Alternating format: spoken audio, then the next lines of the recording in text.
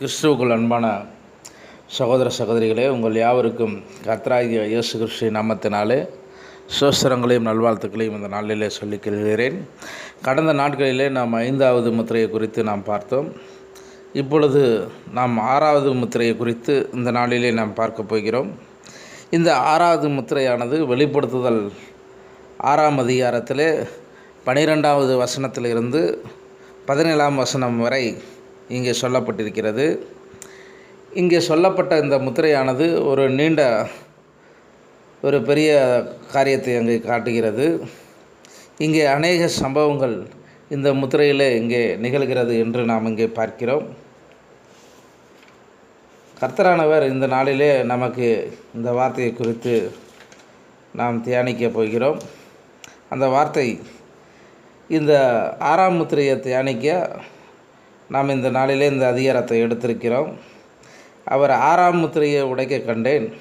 இதோ பூமி மிகவும் அதிர்ந்தது, சூரியன் கருப்பு கம்பளியைப் போல கருத்தது, சந்திரன் இரத்தம் போல் ஆயிற்று. அத்திமரமானது பெருங்காட்டினால் அசைக்கப்படும்போது அதன் காய்கள் உதிர்கிறது போல வானத்தின் நட்சத்திரங்களும் பூமியிலே விழுந்தது. வானமும் சுருட்டப்பட்ட புஸ்தகம் போல விலகி போயிற்று. மலைகள் தீவுகள் யாவும் தங்கள் இடங்களை விட்டு அகன்று போயின. பூமியின் ராஜாக்களும் பெரியோர்களும் ஐஸ்வர்யவான்களும் சேனை தலைவர்களும் பலவான்களும் அடிமைகள் யாவரும் சுயாதீனர் யாவரும் பர்வதங்களின் குகைகளிலும் கண்மலைகளிலும் ஒளிந்து கொண்டு பர்வதங்களையும் கண்மலையும் நோக்கி, நீங்கள் எங்கள் மேல் விழுந்து சிங்காசனத்தின் மேல் வீட்டிருக்கிறவருடைய முகத்திற்கும் ஆட்டுக்குட்டியானவருடைய கோபத்திற்கும் எங்களை மறைத்து கொள்ளுங்கள். அவருடைய கோபாக்கினையின் மகா நாள் வந்துவிட்டது, யார் நிலை நிற்கக்கூடும் என்றார்கள். ஆமென். இந்த நாட்களிலே நாம் இந்த வசனத்தை குறித்து 6ஆம் அதிகாரத்திலே 12 முதல் 17 வசனத்தை குறித்து இங்கே 6வது முத்திரையை குறித்து நாம் இங்கே பார்க்கிறோம். ஆட்டுக்குட்டியானவர் இங்கே 6ஆம் முத்திரையை அங்கே உடைக்க கண்கிறதை இந்த யோவானானவன் அங்கே பார்க்கிறான். அப்பொழுது நடக்கக்கூடிய காரியம் என்னவென்றால், இந்த பூமியானது அங்கே மிகவும் அதிர்ந்து ஒரு பெரிய பூமி அதிர்ச்சி உண்டாகினது என்று நாம் பார்க்கிறோம். இந்த சூரியனானது ஒரு கருப்பு கம்பளியை போல் அங்கு கருத்தது என்று அங்கு பார்க்கிறோம். சந்திரன் அங்கே இரத்தம் போல் ஆயிற்று என்று அங்கு பார்க்கிறோம். இந்த அத்திமரமானது இந்த பெருங்காற்றினால் அசைக்கப்படும் போது அதன் காய்கள் உதிர்கிறதைப் போல வானத்தின் நட்சத்திரங்கள் அங்கே பூமியில் விழுந்துகிறது என்று அங்கு பார்க்கிறோம். இந்த வானமானது ஒரு சுருட்டப்பட்ட ஒரு புத்தகத்தைப் போல் அங்கு ஆயிற்றது என்று பார்க்கிறோம். மலைகள் தீவுகள் யாவும் தங்கள் இடங்களை விட்டு அகன்று போகின என்று நாம் பார்க்கிறோம். இந்த பூமியின் ராஜாக்கள் பெரியோர்கள் ஐஸ்வர்யவான்கள் சேனை தலைவர்கள் பலவான்கள் அடிமைகள் யாவரும் சுயாதீனர் யாவரும் பர்வதன் குகைகளிலே கண்மலையிலும் ஒளிந்து கொள்கிறார்கள் என்று நாம் இங்கே பார்க்கிறோம். இந்த முத்திரையானது இன்று நமக்கு என்ன கற்றுக் கொடுக்கிறது என்றால், தேவனுடைய கோபாக்கினையை பற்றி இங்கே சொல்லுகிறது. இங்கே ஆட்டுக்குட்டியானவருடைய கோபமாய் இந்த 6வது முத்திரை அங்கே இருக்கிறது. இந்த இழக்கப்பட்டவர்களுக்கு அவர்களை கொல்ல வேண்டும் என்று அங்கே ஒரு செய்தி முன்பாக அங்கே சொல்கிறது. இது ஒரு கடைசி எக்காலமாக அங்கே காணப்படுகிறது. இது சூரியன் இங்கே ஒளியை கொடுக்கவில்லை. இங்கே இருள் இந்த உலகம் முழுவதும் அங்கே ஏற்படுகிறது. சந்திரன் இங்கே இரத்தமாக மாறுகிறது என்று இங்கே நாம் பார்க்கிறோம். இந்த சூழ்நிலையை பார்க்கும்போது இது கடைசி காலமாக இந்த உலகத்திற்கு இருக்கிறது. இந்த உலகத்திற்கு 6ஆம் முத்திரைக்கு பின்பாக 3வது உலகப் போர் ஏற்பட போகிறது என்று இந்த வசனத்தை கொண்டு நாம் தியானிக்கலாம். இந்த 6ஆம் முத்திரைக்கு எப்படிப்பட்ட ஒரு தொடக்க கூறு என்பதை அங்கே பார்க்கும்போது, இந்த குதிரையிலே சவாரி செய்பவன் காலங்காலமாக அந்த குதிரையில் எதிர்த்த அந்த 4 ஜீவன்களின் காலமும் அங்கே முடிவடைந்து, அதற்கு பின்பாக அந்த உயிர் தியாகம் செய்யக்கூடிய இந்த பலிபீடத்தின் ஆத்துமாக்களை சிங்காசனத்திலே நாம் அங்கே பார்க்கிறோம். இவர்கள் கிறிஸ்தவர்கள் அல்ல, அவர்கள் கடைபிடித்த கொள்கையின் காரணமாக கொலை செய்யப்பட்ட ஆர்த்தடாக்ஸ், அதாவது வைதிக யூதர்கள் என்று போன 5ஆம் முத்திரையிலே நாம் பார்த்திருந்தோம். தேவன் அவர் கண்களை குருடாக்கியிருந்தார். புறஜாதி சபை எடுக்கும் வரை, அந்த நாள் வரை அவர்கள் கண்கள் குருடாக்கப்பட வேண்டும் என்று கடந்த முத்திரையின் காலத்திலே நாம் பார்த்தோம். ஏனென்றால் தேவன் ஒரே சமயத்தில் 2 வகை ஜனங்கள் கூட்டத்திலே அவர் தொடர்பு செய்வதில்லை, ஈடுபடுவதில்லை. அவ்வாறு அவர் செய்வாரானால் அது வேதத்திற்கு அங்கே முரணாக இருக்கும் என்று நாம் இந்த இடத்துல பார்க்கிறோம். இந்த புறஜாதியருடைய ரட்சிப்பு நிறைவடையும் போது இப்பொழுது தானியேலுடைய 70வது வார கடைசி அங்கே நடக்கிறது என்று நாம் பார்க்கிறோம். இப்பொழுது மீதமுள்ள அந்த யூதர்களிடம் தேவன் அங்கே இடைப்படுகிறார். இப்பொழுது இந்த 5ஆம் முத்திரைக்கும் 6ஆம் முத்திரைக்கும் இடையே பார்க்கும்போது இந்த மீதமுள்ள யூதர்களை குறித்து அங்கே நாம் பார்க்க போகிறோம்.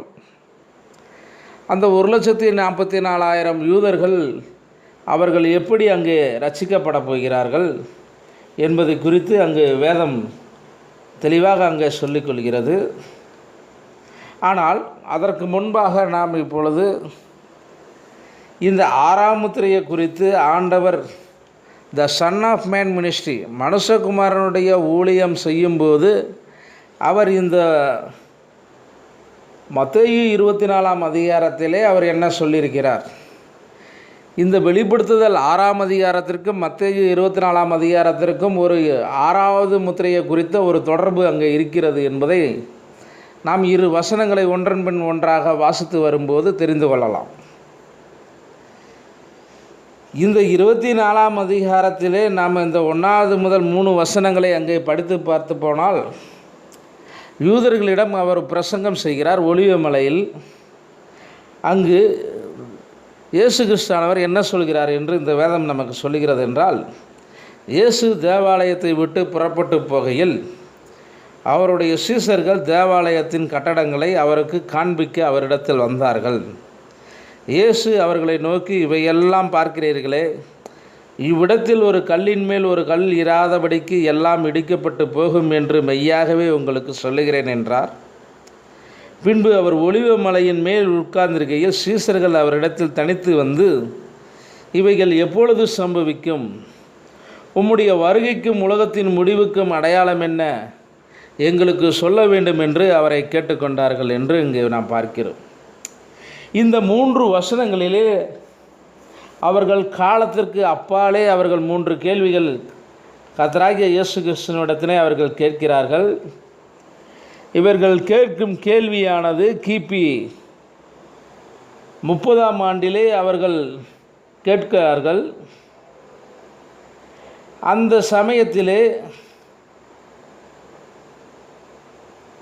கர்த்தரானவர் இந்த காரியத்தை குறித்து அவர் என்ன சொல்கிறார் என்று பார்த்தால், இந்த யூதர்கள் கேட்கிற இந்த 3 கேள்விகள் அங்கே கேட்கிறார்கள். இந்த கேள்விகளில் முதலாவதான கேள்வி, என்ன இவைகள் எப்பொழுது சம்பவிக்கும் என்று அங்கே கேட்கிறார்கள். அதாவது ஒரு கல்லின் மேல் கல்லில் இராதபடிக்கு இடிக்கப்படுவது எப்பொழுது என்று அங்கு கேட்கிறார்கள். உம்முடைய வருகைக்கு அடையாளம் என்ன என்று 2வது கேள்வியாக அங்கே கேட்கிறார்கள். 3வது கேள்வியாக அங்கே உலகத்தின் முடிவுக்கு அடையாளம் என்ன என்று அங்கே அவர்கள் இந்த 3 கேள்வி அங்கே கேட்பதை நாம் அங்கே பார்க்கிறோம். இப்பொழுது இந்த காரியத்தை நாம் அங்கு பார்க்கும்போது ஆண்டவர் இப்பொழுது இந்த 6ஆம் அதிகாரம் வெளிப்படுத்துதலே இந்த 1வது முத்திரையாக இருந்தாலும் 2வது முத்திரையாக இருந்தாலும் 3வது முத்திரையாக இருந்தாலும் 4வது முத்திரையிலும் 5வது முத்திரையிலும் இவை தெளிவாக அங்கே 24ஆம் அதிகாரத்தை கம்பேர் பண்ணி படிக்கும்போது அங்கே ஒவ்வொரு வசனத்திற்கு உள்ள விளக்கத்தை நாம் அங்கே கண்டுபிடிக்கலாம். ஆனால் இங்கே அவர் 6வது முத்திரையை அங்கே உடைக்கப்படும் போது இந்த 24ஆம் அதிகாரம் 9வது வசனம் 13 மத்தேயு என்ன சொல்கிறது என்றால், அப்பொழுது உங்களை உபத்திரங்களுக்கு ஒப்பு கொடுத்து உங்களை கொலை செய்வார்கள், என் நாமத்தின் நிமித்தம் நீங்கள் சகல ஜாதிகளாலும் சகல ஜனங்களாலும் பகைக்கப்படுவீர்கள். அப்பொழுது அநேகர் இடரல் அடைந்து ஒருவரை ஒருவர் காட்டிக் கொடுத்து ஒருவரை ஒருவர் பகைப்பார்கள். அநேக கள்ள தீர்க்கதரிசிகளும் எழும்பி அநேகரை வஞ்சிப்பார்கள். அக்கிரமம் மிகுதியாவதால் அநேகருடைய அன்பு தணிந்து போகும்.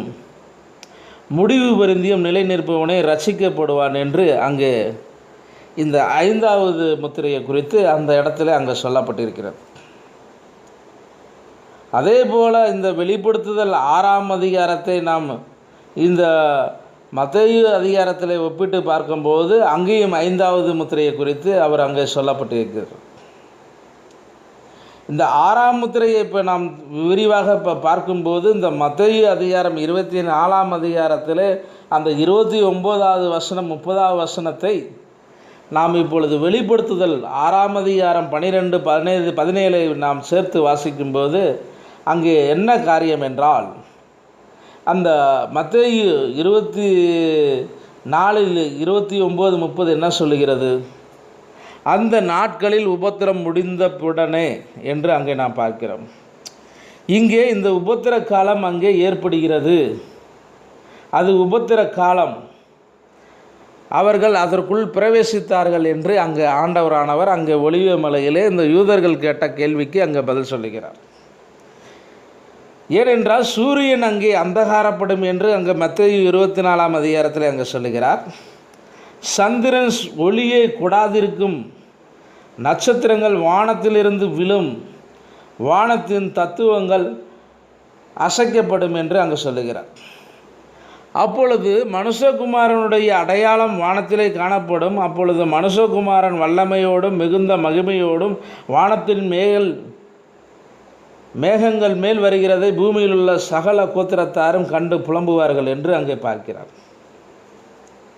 இப்பொழுது இந்த 6ஆம் முத்திரையை அதோடு ஒப்பிட்டு படித்து பார்க்கும்போது அவர் 6ஆம் முத்திரையை உடைக்க கண்டேன், இதோ பூமி மிகவும் மதிந்தது, சூரியன் கருப்பு கம்பளியைப் போல கருத்தது, சந்திரன் இரத்தம் போல ஆயிற்றது என்று அங்கே நாம் பார்க்கிறோம். கடைசியாக அவருடைய கோபாக்கினையின் மகாநாள் வந்து விட்டது, யார் நிலை நிற்கக்கூடும் என்று அங்கு சொல்லுகிறார்கள். அந்த நாட்களின் உபத்திரம் முடிந்த உடனே சூரியன் அந்தகாரப்படும், சந்திரன் ஒளியை கொடாதிருக்கும், நட்சத்திரங்கள் வானத்திலிருந்து விழும், வானத்தின் தத்துவங்கள் அசைக்கப்படும். மனுஷகுமாரனுடைய அடையாளம் அந்த நாட்களிலே வானத்திலே காணப்படும் என்று நாம் அங்கே பார்க்கிறோம். மிகுந்த மகிமையோடும் வானத்தின் மேகங்கள் மேல் வருகிறதை பூமியில் உள்ள சகல கோத்திரத்தாரும் அங்கே கண்டு புலம்புவார்கள்.